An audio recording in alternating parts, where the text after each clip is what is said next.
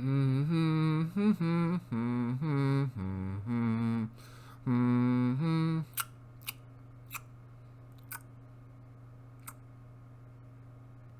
know, I still don't like the stretch. Yep, I don't like the stretch. I'm a stretchy boy with stretchy limbs and stretchy arms and legs. Stretchy. Recall the prosody. Anyways, welcome back, guys. It's me, Sarah's29.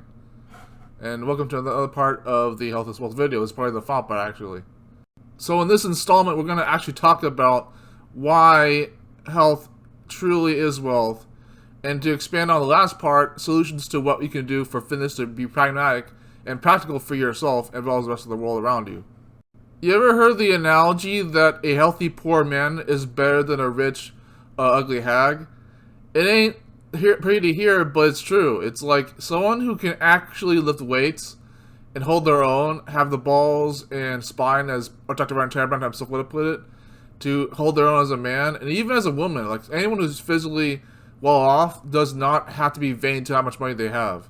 They can always buy themselves more time later with the energy they have because of their bodies. But if you only have that competence through your finance, and your body is not in the wrong kind of shambles, as in it's not invigorating to be poor, but it's not invigorating to be, not have a good body, then of course the poor, healthy man is going to be better off than the rich, ugly hag. And the hag being non-gender based, but we're not going to get that right that way. You know what I mean? The truth behind a body not needing to be fit is that there's a stigma behind a bit of a real science. When you're younger, your body does not need to have as much exercise, especially if it warrants backwards on the health of the body overall. When you work out, for instance, when you work out at an early age of your life, and you're still, like, say, a child or teenager year, what have you, those years around them, and your body hasn't reached its growth limit yet, and you're still stretching your body's capacity, if you do it too early, the stigma or the research science suggests that you would be stretching your body before it needs to actually expand and grow and build anyways. This has truth to it already. Because if you're working out to begin with and you think you have to, yes, you're building a body that could be stronger, that could be more intense, and that can be more fulfilling, but not knowing how to expand the body properly is going to rob someone of the fulfillment they deserve to have when building their bodies. A solution to something like this being a problem would be simply to work on one body part that you're willing to do to begin with, no matter what consequences come from working on that body part in the first place. So for me, my legs were obviously the body part I would work on without the consequences being relevant. When I worked on my legs, when I would stretch them, jog, and I do stretch eventually, I do, but that wasn't contrary to the last part of this installment. But like, when I work on my legs, when I do leg day per se every single day, when I make sure that I am jogging or walking constantly, not too much pacing, that'll be a little different story. When I'm walking enough, let's put it like that. When I'm walking enough times throughout the day and having enough legs put into the gear, obviously no pun intended, 10,000 steps to 20,000 steps, you name it, then I don't have to worry about the consequences coming from that body part because there's only one body part for that's my body.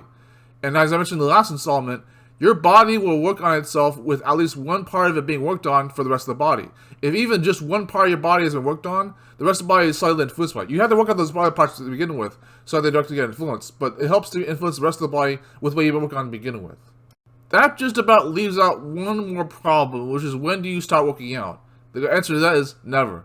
No, really, it's never. You're supposed to condition your body as much as you possibly can to the limit they can go to. You don't have to overdo your exercise. There is a saying that there's elitist exercise, and that elite exercise is when you do it so much you forget to have a real body anymore.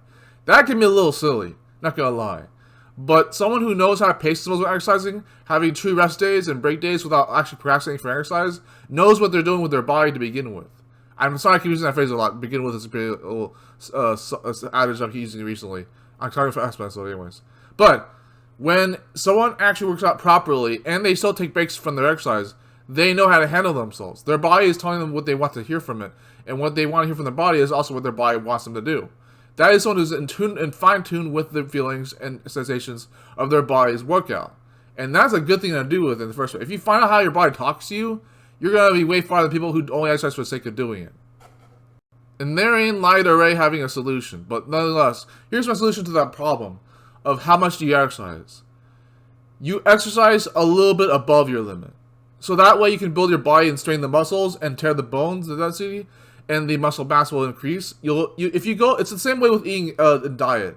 If you eat a little bit above your fullness, not always, but like certain times you're building your muscle anyways. When you're sleeping, you actually exercise the most per se. You build the most of your own body density, not from exercise itself, but when you're sleeping. So the same thing would apply for sleep too. You would sleep only when you're tired, but not too tired. So the limits go back and forth, they sway and go. But with exercise, going a little bit above your limits expands your muscles density to begin with. It makes it a lot easier to tell what your limits actually were, how to expand them without overdoing it. You notice this by actually going above your limit every time you exercise as well. But that's only found out when you actually have been exercising to know what was being too soft and too easy on your building muscle. I'll provide at least one more prompt, and it's this. What to do with a cramp, a sore, or an accident. I'm no physician, I'm no exercise science doctor, I'm not one of those people who knows how those things happen in first aid, and God forbid, right?